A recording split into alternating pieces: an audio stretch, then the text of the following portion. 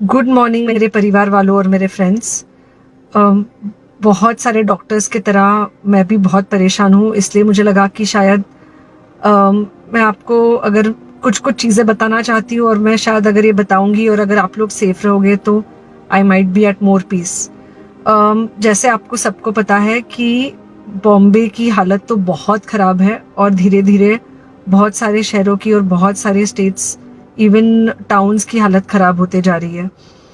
बॉम्बे की हालत तो इतनी ख़राब है कि हमारे हॉस्पिटल्स में आईसीयू बेड्स वेटिंग पे है, पेशेंट्स के लिए बेड्स नहीं है। It's a very very helpless, यानी मुझे इतना हेल्पलेस और लाचार कभी फील नहीं हुआ है। We have to literally manage patients at home with oxygen, and this is not something we are enjoying. So I really want all of you to follow a few things that I really am requesting you to follow. First, आप लोग please safe रहो। अगर आपको लग रहा है कि आपको 1 साल से कोरोना नहीं हुआ है इसलिए आप कोई सुपर हीरो हो या आपकी इम्यूनिटी बहुत अच्छी है और आपको ऐसे कुछ नहीं होगा, तो आप गलत फहमी में हो। हम यंग लोगों को देख रहे हैं। I mean we have a 35-year-old who's on the ventilator and we are not able to help people now. So we do not want, we really don't want any of you to be in that situation. So sorry,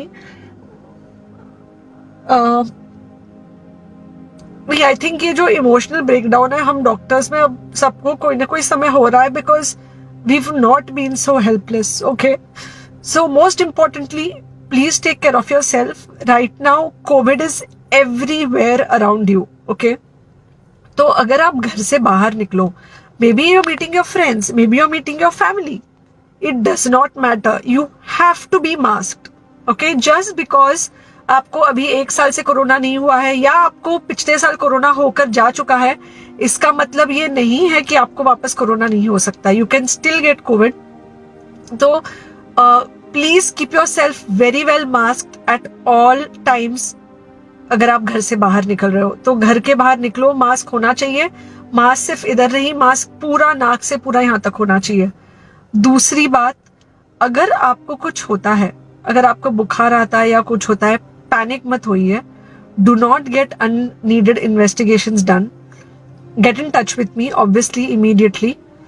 and most importantly आपके जो friends है या कोई भी है उनको बोलो panic में होकर एडमिट ना हुए हॉस्पिटल में।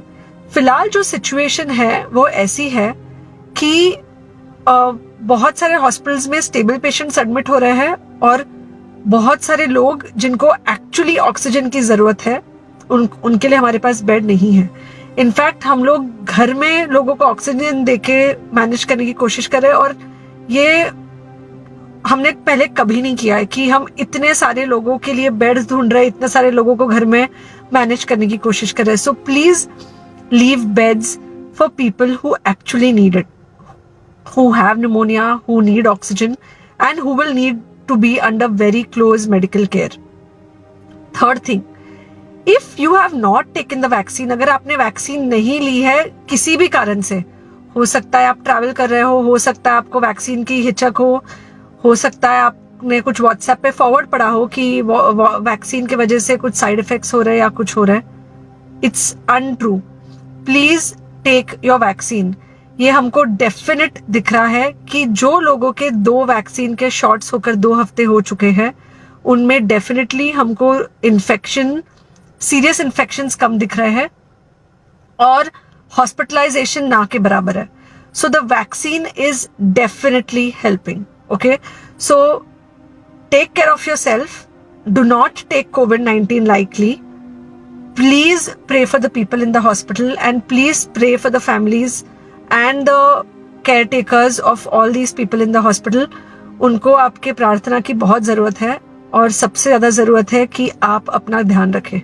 ओके, एंड बस घर पे रहो। आप कुछ हफ्तों तक सिर्फ घर पे रहो जब तक हम ये सिचुएशन ऐसे हैंडल कर सके कि हम एटलीस्ट कुछ हो जाए तो हम हॉस्पिटल में पेशेंट्स को ले सके। फिलहाल हालत ऐसी है कि डॉक्टर्स और डॉक्टर्स के रिलेटिव्स को भी नहीं मिल रहा है बेड, तो आप सोचिए कि it's an absolutely helpless situation.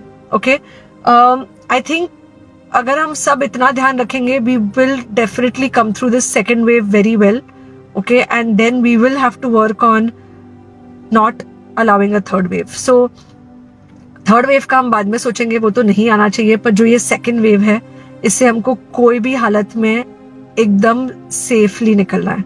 Okay, take care, I really love you.